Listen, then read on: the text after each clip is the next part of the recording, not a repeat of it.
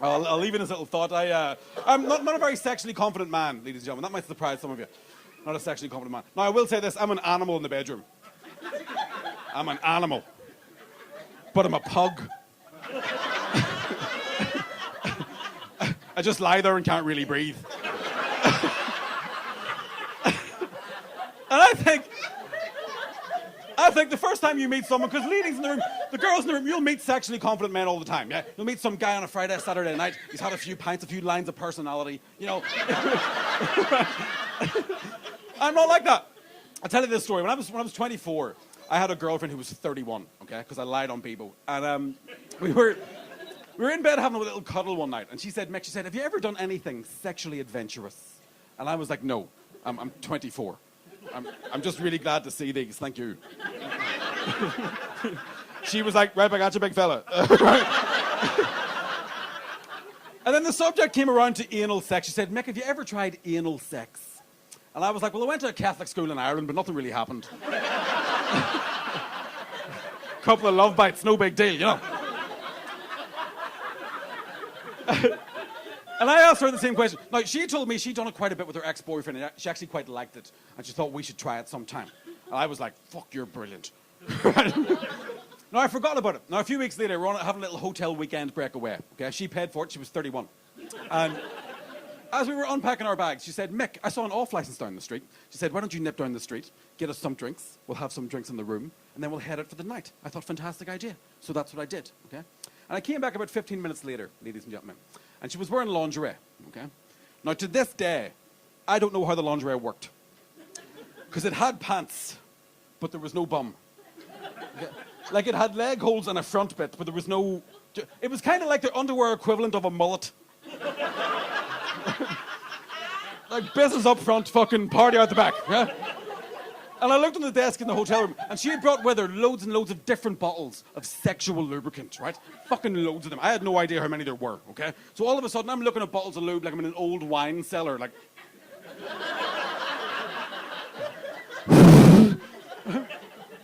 And I picked one that sounded nice. And the lube that I picked for the activity, ladies and gentlemen, was called the Menthol Tingle Lube. Few veterans in. Good to see you. All right. Thank you for fighting for our freedom. Okay.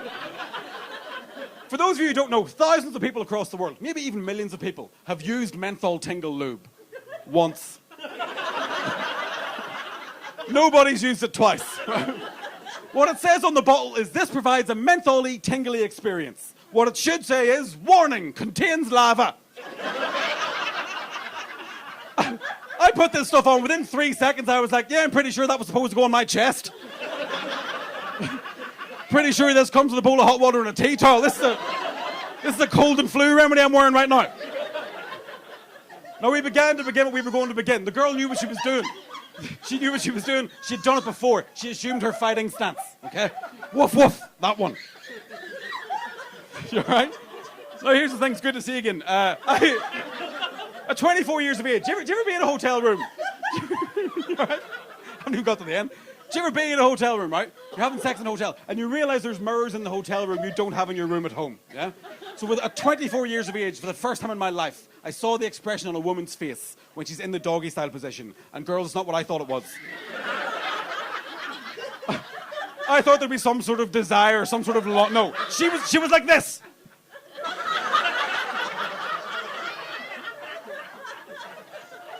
I'm going to say this right now. Say this right now. I know it's 2019, ladies and gentlemen. I know it's 2019. I know we're all woke, okay? But I'm going to say this. I think vaginas are made for willies. Bumholes are not. I think if you put stuff up your own bum, fair play to you. None of my business, okay?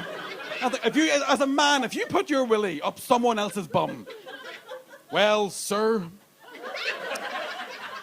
I admire you. Mostly because your hand-eye coordination must be fucking fantastic, right? Just as a visual demonstration, ladies and gentlemen, this is a willy going into a vagina. Easy, isn't it? Yeah. This is a willy going into a bumhole.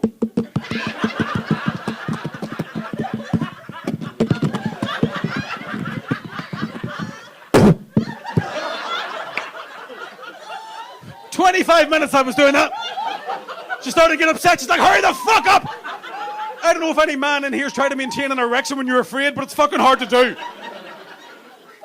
And then something happened. Now what happened next, in my opinion, ladies and gentlemen, is the epitome of male privilege. Because eventually, my willy went into her bum. And she said these words. She said, "Ow, take it out, it's too big now."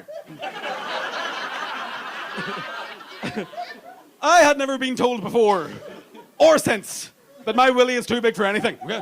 If anything, my willy's too small for my hand and I'm a giant fucking midget. She said, "Take it out, it's too big." I said, "What did you say?" She said, "It's too big," and I ejaculated immediately. And that's the epitome of male privilege. At 24 years of age, I was complimented to orgasm. It's never happened to a woman. You couldn't meet a woman, take her home, go, "See what we're dealing with, that seems fine, have a cigarette, go to sleep." Doesn't work that way. Why doesn't it work that way? Well, I'll tell you why it doesn't work that way. And girls, you're not going to like this. But no offense, ladies. You're just not very good at taking compliments, are you? Think about it. Guys, how many times you're talking to a lady, she's got a new haircut. She's like, "Do you like my haircut?" You're like, "Yes." It's not the end of the conversation, is it? There's questions. She's like, "Are you sure it's not too red, too long, too blue, too short?" Yeah?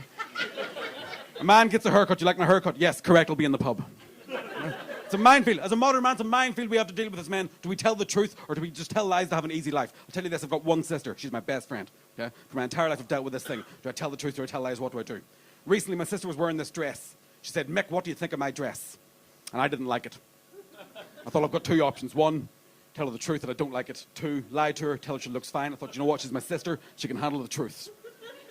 So I said, "I'll be honest with you, sis, I've seen you look better." And she started crying, throwing stuff. All this talk about how I ruined her wedding.